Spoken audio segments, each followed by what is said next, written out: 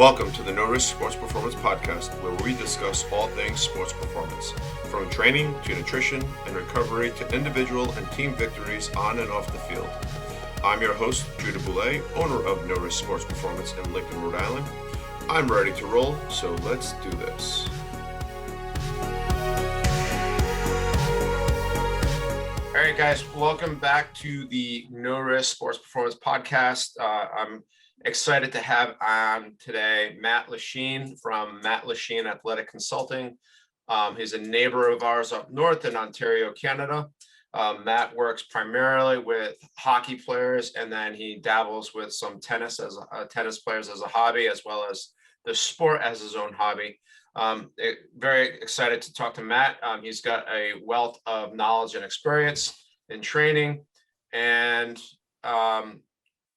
just want to hear what he has to say. So Matt, welcome, and thanks for taking the time to talk with us today. Thank you, Judah. I appreciate you having me so much.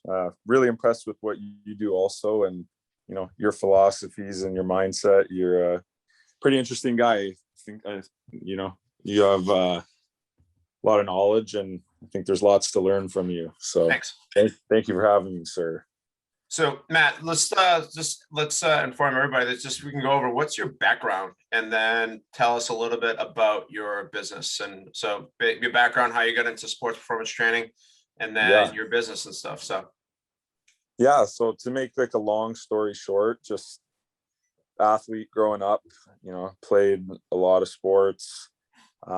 Hockey, soccer were probably my two favorite and my best. I really enjoyed playing basketball. So between those three sports, I was always playing. And then later in life, over the last 2 or 3 years, I've really gotten into tennis. And now tennis is like my favorite sport to go out and play. So being an athlete, kind of as I got towards the end of high school, like I wasn't really sure what I wanted to do. I went to school actually to be a police officer, and that wasn't kind of where I saw myself after I was done school. It's kind of like a rush decision I made after high school. Mm-hmm. And after that, I actually worked in a mechanic shop during high school, and going into my college. I started out sweeping floors when I was like young, and then, near the end of my time, I was doing sandblasting. So I did that. And while I was a sandblaster 10 years ago, I got a little certification, got a small personal training job. And, that's kind of where it all started for me. Just working with a couple older clients, to be honest. And then from there, I moved up to London, Ontario. And when I was in London, I got a job at like one of the big box gyms in Canada called Good Life. I spent a few years there, kind of, learning how to work with people and, becoming a better trainer as time went on. And then I kind of started doing things out of my basement in London. So I kind of took some clients over there. And throughout my time in London, like I worked with a few athletes, but nothing crazy. I would say I was still, again, learning how to be a trainer. I don't think you become a good trainer in, a couple sessions and reading a few books. Like, I think at the end of the day, it's about the time you put in and, the quality time that you put into being better. And that kind of builds you up. So, I spent the first 5 years trying to build myself up. And then I got an opportunity to move back home and start working as a strength coach at the place I'm at now. It's called Synergy Wellness and Performance. So I'm kind of like private contractor, and I do my training out of that gym. So when I moved there, we already had a pretty big bank of athletes that we were working with, particularly in the hockey world. So a lot of professionals in different leagues up to the NHL, high level kind of junior hockey players. So like, the 16 to 20-year-old range, those guys, and then kind of like high level AAA kids. So your younger kids kind of in that, 10 to 15 age range. So yeah, that's kind of how I got introduced to working with some of those hockey guys. And then, slowly over time, as I took younger kids, I kind of started making a bit of a name for myself and then getting my own clients and not so much just kind of getting handed off, some of the other people that were already there. And now I'm pretty busy with a lot of hockey players and a lot of up and coming, talented young guys and girls. So that's been great. And then as far as like with the tennis, it's nice. Like the tennis club's actually right around the corner from my facility. So I went out and hit some balls one time with one of my clients. I had a blast. And then I started taking lessons with the owner of the tennis club. He wanted to drop a couple of pounds. So he started coming in and training with me. And then, just through that, I actually became like really good friends with his son, who's another tennis pro at the club. I'm standing in his wedding actually. So we became really close. Cool. Yeah. And, through that, they started having me come in and train their like junior program. So they'll have like 20 kids out playing tennis and like 16 kids will be on court, and then I'll have a group of 4 in the fitness area. And, we're working on all kinds of different things, but, and then that's kind of led to me being the head strength coach at the tennis club. So, and that's kind of where I'm at right now. Nice. Yeah, it's cool. So, and you play tennis. That's your go-to sport. I used to play back in the day. I was in high school. I was overweight in high school, which is wow, far cry from where I am now. But I played tennis, and but I gave it up after high school. But I still remember I had a blast playing it, and I'm like, I think time commitment now is, but it's like such an enjoyable game, especially in the summer. For sure. How did you find being a little heavier and playing tennis? Like, did that make it harder for you, or did you just kind of get around it? That was, now we're dating myself. So you asked me to remember 30 years ago, to my athletic ability then. Yeah. So, back then I didn't think it mattered, but like, I'm sure if I watched video of myself, which unfortunately just like 30 years ago, video of me playing tennis doesn't exist. Thank God. I would have said fine, but if I watch myself now, I'd probably be horrified, in terms of like, but I wish, it's like a lot of these things I know now, I'm like, oh man, I wish I knew those back then. And I'm sure you feel the same way with yourself as a, young athlete, and what you know now to how you trained, or the knowledge that was passed on to you that you like blatantly ignored, or you said that I know better, or you just, that nobody knew at the time. So the hockey now, that's a great dynamic. You played the sport, and then you fell into this niche of like training hockey players. Now, how do hockey's a different breed of athlete, I think, because they're on the ice, and obviously when you train them, they're not on the ice. So what benefits do you see for like a dry land training session? Like, how does that carry over? Like, how does teaching running mechanics to a hockey player make them a better hockey player? Great question. So I think the big thing is the motor, right? The motor's still going to be the same, whether you're running or you're skating. If you're building up better sprint speed and getting better times on your sprints, in some way, it's going to translate to you on the ice and having that capacity to get to those speeds. Obviously, the physics behind and the mechanics behind a running and a skating stride are completely different. So I think, really looking at how guys are moving, because all the guys' ankles are pretty banged up, hips are tough, and shoulders are tough. So I think when I get guys in the gym, what I look at is like, making sure that they're moving well so that when they do get on the ice, their just athletic abilities are kind of soaked up, and then it translates right into them moving there. So, you know, whether a guy's lacking internal rotation in his hip, like, I need to be able to see that.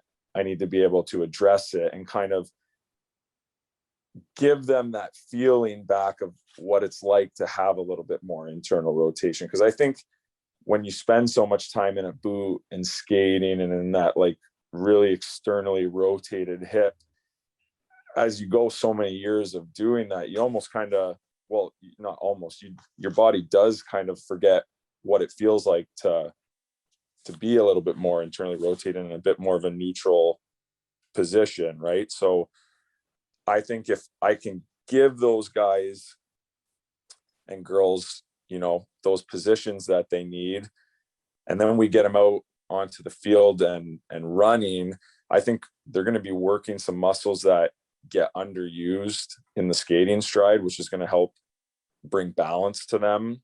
And then again, like I said earlier, building up that motor, it's going to directly translate over to the ice, you know? Yeah, I've seen a lot of kids like in like youth hockey, and like a lot of kids play hockey year round, and that's their only sport, and that's like the only physical activity they do. And then once you take the boots off them, like Yeah. they're not, all their athletic ability like goes out the window. Yeah, I've seen that. Yeah. Seen that? Yeah. So and it's like it's crazy because like you got phenomenal hockey player, but then you take them off and it's just like, all right, well, if we can make you a better athlete on the ground, you know, when we fix positions here, then it's going to translate to being a better hockey player. So I don't know. Sure. I mean, you know, for me, I've never skated, right? So Okay. I've Yeah, skated yeah. once. I put ice skates on, I think once or twice. I took out a little kid at an ice rink, but because I didn't know how to stop, and I never went back on the ice again. For safety for not safety for me, but safety for everybody else. So it's one of those things where like, you know, like I know it works, right? I know that dryland training and strength training and movement training for running and change of direction works on dryland, does work and carries over to on the ice.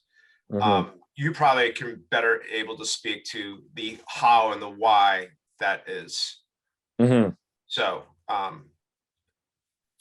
yeah, no, for sure. So like, so sorry, Judah, like, what do you mean as far as so like any dryland training, right? So like if you change, is it just the muscular development of using different muscles and then they incorporate it, or how does that translation happen from being on the ground to being on the skates? And that's not, and just like not just in running, but like in all different types of training. Yeah. So I think it's gonna kind of change things from the age too. So like when I see like young kids, it's all just about developing them as an athlete, right? And then as they start getting a little bit older, the strength starts to become a little bit more important, right? So you're getting into like checking, you're having to like battle for pucks and like gain puck possession, and ultimately that's how you're a good hockey player, right? Right. So we spend more time focusing on that. As the kids start getting like a little older, then you're kind of in that, you know, professional kind of or high level college. Then it's like all performance. So we're getting them strong.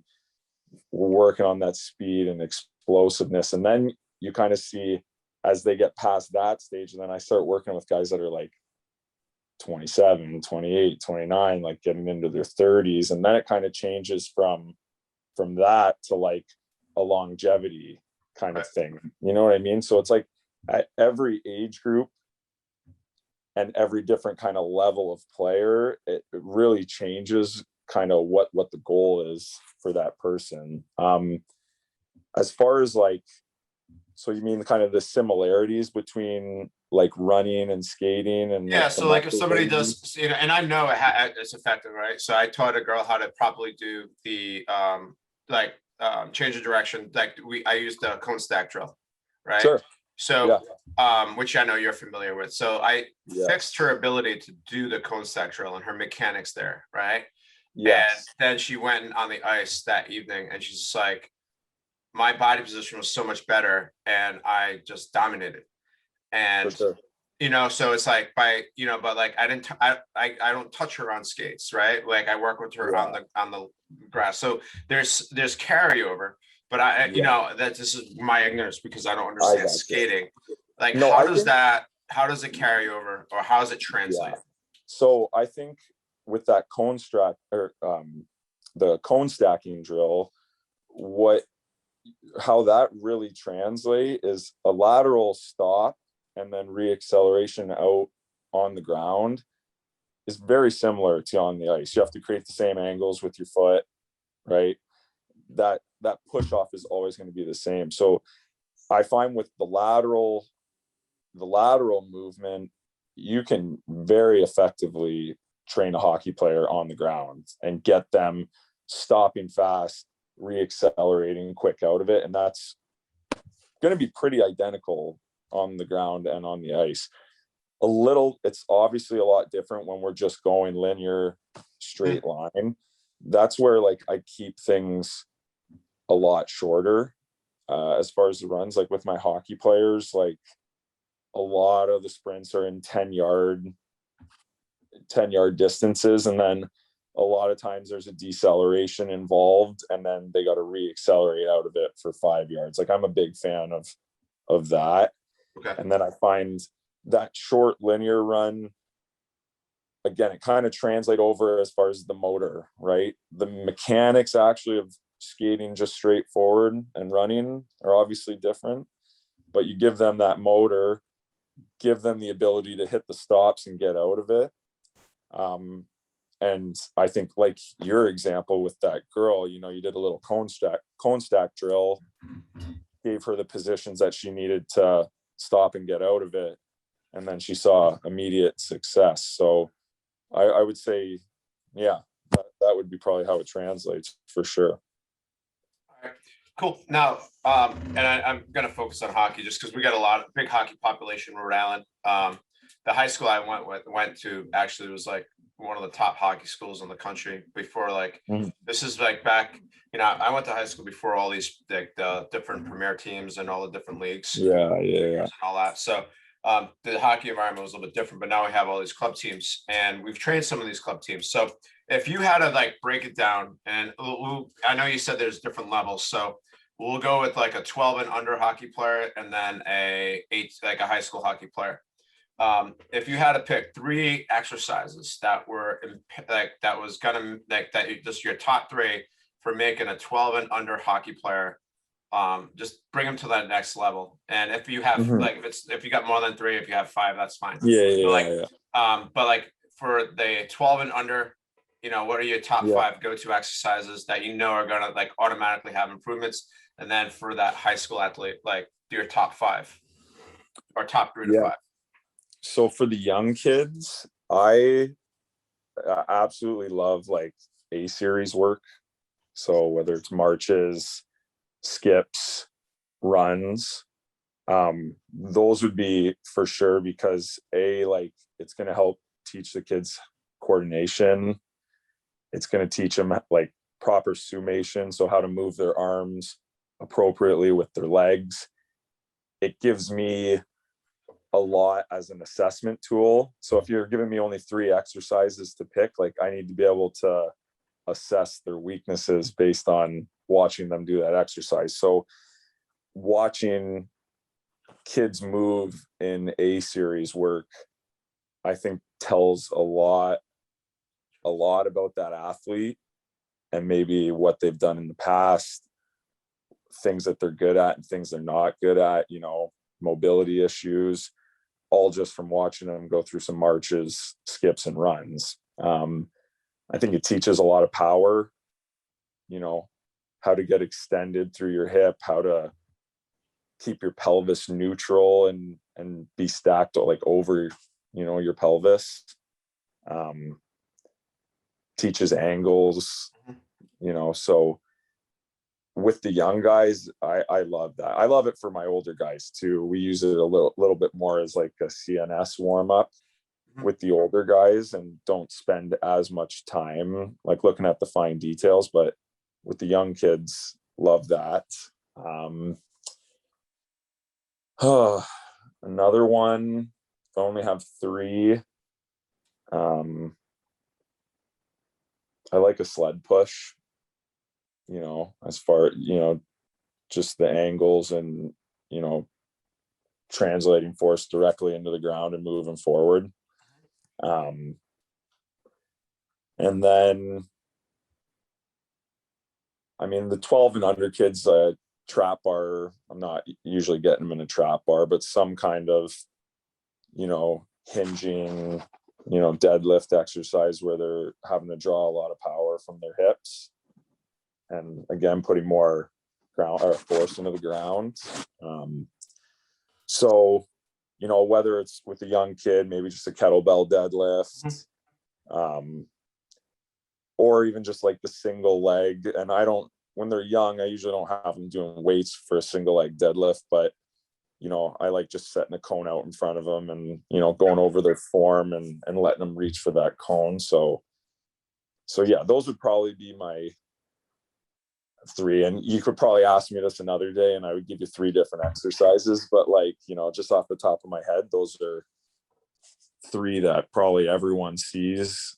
So would you use the three to with the older kids, but just so the A skips and the sled pushes, and then you make it a hex bar dead instead of the or would you change one of the three for them? Yeah, I would say for the older guys, we don't push as many sleds. You only got so much time, and there's so many things that start becoming a little more important. With the older guys, I like the A stuff. Like I said, the A series work is like a nice central nervous system prep.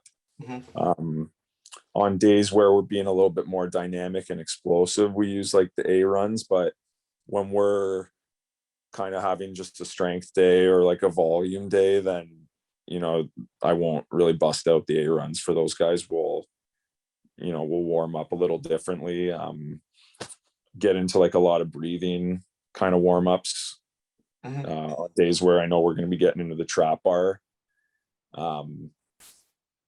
When I'm pretty early in kind of a phase with some of the older guys, like they get a lot of tempo work. So, get them in the trap bar for 2 seconds up, 2 seconds down, and it kind of helps manage the load so they're not, overshooting things right off the start. Helps, build up that tendon and ligament strength. And we'll usually kind of pair those with some kind of like breathing, like postural kind of restoration exercise, whether it's, something to, get pelvis back into a neutral position, or, kind of addressing like the rib cage and things like that. So yeah, they usually get kind of like paired a breathing exercise with their trap bar work. And then, from that first phase, we'll get out of the tempo, and then, we'll start getting into fives and like clusters and different things. And then we'll kind of work up to like a three rep. But usually when we get into those threes, I like going maybe like a 3-second eccentric on the way down, and then driving that weight up fast and hard. So, with the older guys, I've gone through kind of trying to get guys moving the most weight that they possibly can. And I think over so many years of doing it, like that's great and it's amazing. And maybe for like, those kids that kind of fall into that 18 to 20-year-old, like if you got guys that are making the jump from junior and going and playing pro and they're competing with men, like, yeah, that's important. And like, we'll maybe chase numbers, but I try not to get guys so fixated on, the numbers that they're hitting, and trying to keep the mindset on the form and like being controlled when they're moving and being explosive when they're moving. Cool. So I kind of maybe went off a little bit there, but No, that's from all the right. original Sorry. No, question, it's all interesting stuff. I love hearing different people's training philosophies. yeah, I'm a big proponent with like sports with athletes. Like the raw numbers are, like everyone likes to hear those, but like moving yeah, weight fast, like or powerful. I personally love the hand power clean. And if yeah, if you can't get the catch, then just hang power pulls, yeah, hang pulls, just like to try to get that weight and to try to get that the extension for of the sure. hip.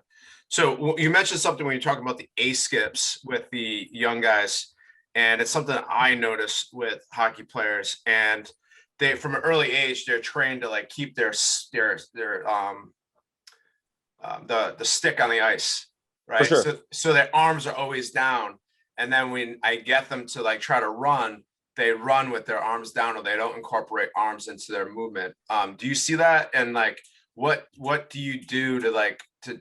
Is it just like constantly cueing them, or what trick do you do to get them to keep their hand or use their arms when they run, or use their arms when they do something that's off the ice? For sure. So like when you hit that kind of stroke back with the arm on the skip, so you got your front arm Yeah, thumb pretty much in line with the jaw, and then that back arm extends back, and yeah, you want ideally that pinky up pointed up at the sky.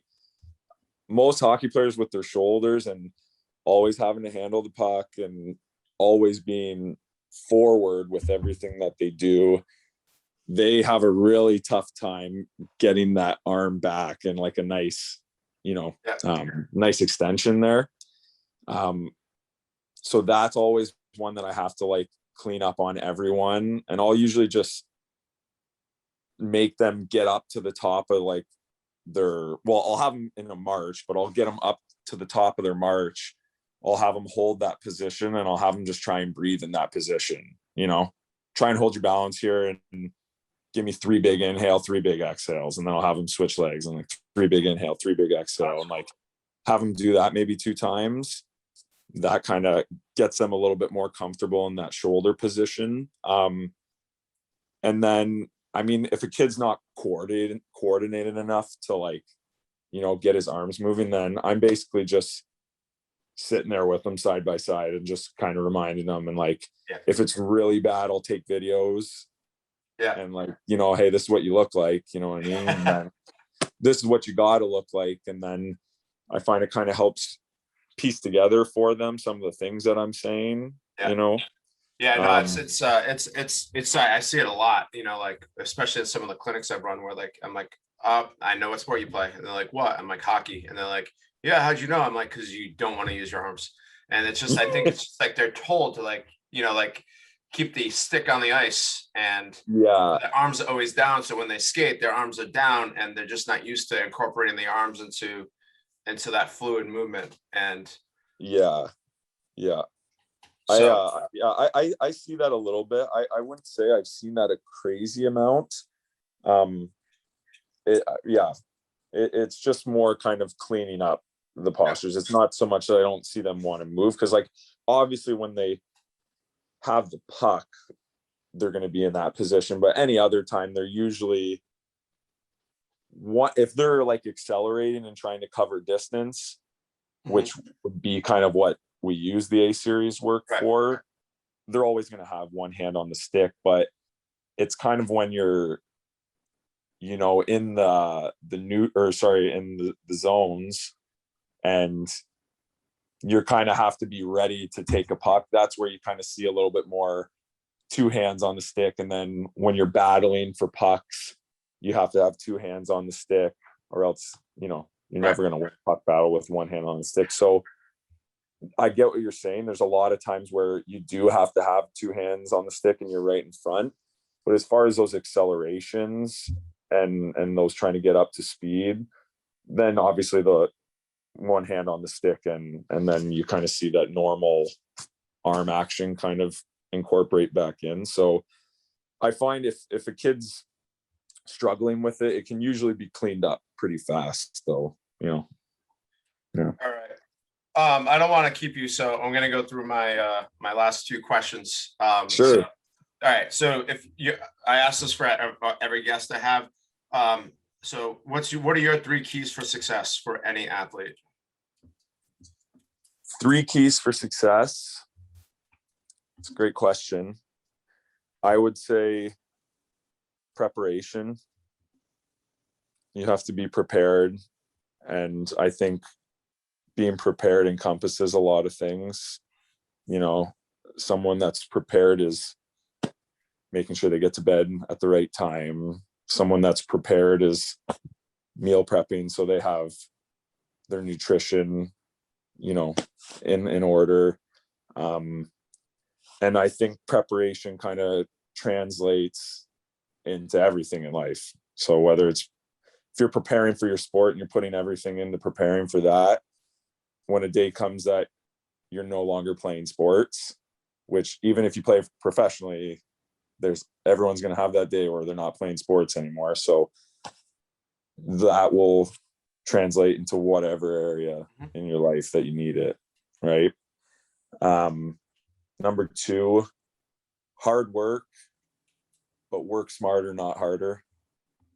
Right. I mean, I love kids that want to come in and just grind and go hard. And like, I was one of those kids for sure. But I think if you take that mentality and then also teach the kids how to be smart about things, like that's how you can create like a really good athlete, opposed to someone that can almost have that, too much of a grind mentality. And then, you kind of hit Right. that line where you're almost doing more harm than good sometimes, you know what I mean? And number 3 key to success, I would say always just keep pushing forward. Like, don't let, everyone's going to have setbacks. I mean, just look at this year, for example. Like, this whole year has been a massive setback for a lot of people. And, you can either kind of sit and sulk about things and lose ground, or you can, keep the right mindset and keep working hard. And even though you're at a bumpy patch, you're still pushing forward. And I think with that mentality, you're going to get far in life. So those would be my 3. Again, I think maybe if you ask me another day, they might be different answers, but like for right now, I'd say those are 3 pretty important things. Yeah. Awesome. No, those are great. All right. So if you had to recommend one book, now it could be a book on anything. Sure. One book. So if you could only recommend one book of the millions of books out there, what's that one book that you'd recommend? Well, I love a good Harry Potter book. No, but no, I love Conscious Coaching by Brett Bartholomew. Okay. I just think that's such an important skill. And like, obviously every trainer and coach needs to know the X's and O's and needs to have a grasp on anatomy and biomechanics and physics. And there's a lot of things that go into it. But at the end of the day, if you don't know how to coach someone, you're useless, not useless, but like, you're definitely losing out on value. And, you're not going to be able to connect with people and make long-term relationships and create, an easy referral system for yourself, so. Cool. All right. Last one. Well, 2 more. Favorite quote. Do you have a favorite quote? That you always go to, or is that? You know what? I don't really have like a favorite inspirational quote. For me, it's more like movie quotes and cracking jokes and stuff. All right, it's all good. But could be one of those too. So I would say probably the Gretzky one, like you miss 100% of the shots you don't take. Like, yeah. But I don't know. I like that. It's very Canadian of you too. To quote. Yeah. I'll tell people to watch the Herb Brooks speech in Miracle. That's a pretty good one. That gets me pretty fired up. Yeah, those are a couple, I Yeah. guess. Do you ever see the little kid that like dressed up? It was a YouTube And does the kid that speech. did that. Yeah, I That's worked with awesome. when that happened, his dad was a pharmaceutical sales rep with me. And so like No I knew the way. kid's dad, and the dad was a big hockey guy. So all right.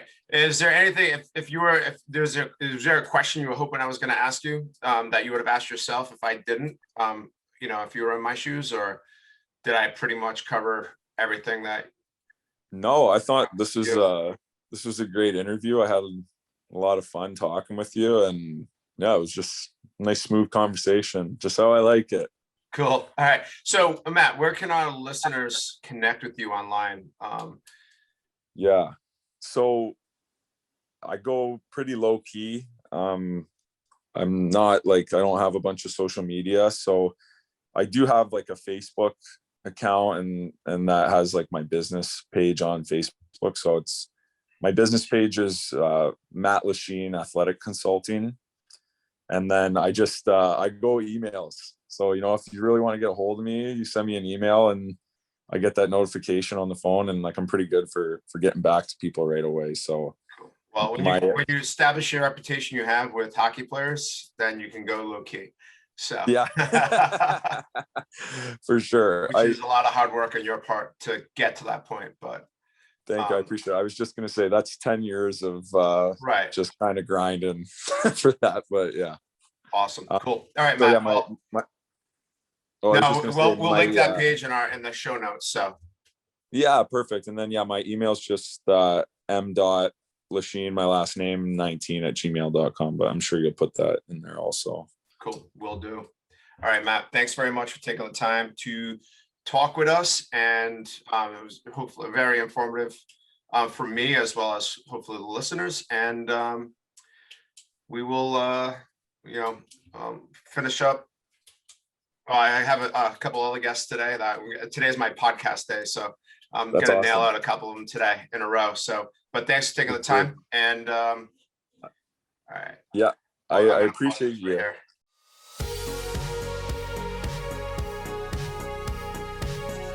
Thanks for listening to the No Risk Sports Performance Podcast. Be sure to hit the like and subscribe button, as well as checking out the show notes for more information on our guests. You can find us on Instagram at No Risk Sports Performance. Until next time, I'm your host, Judah Boulay, reminding you to train smart and recover smarter.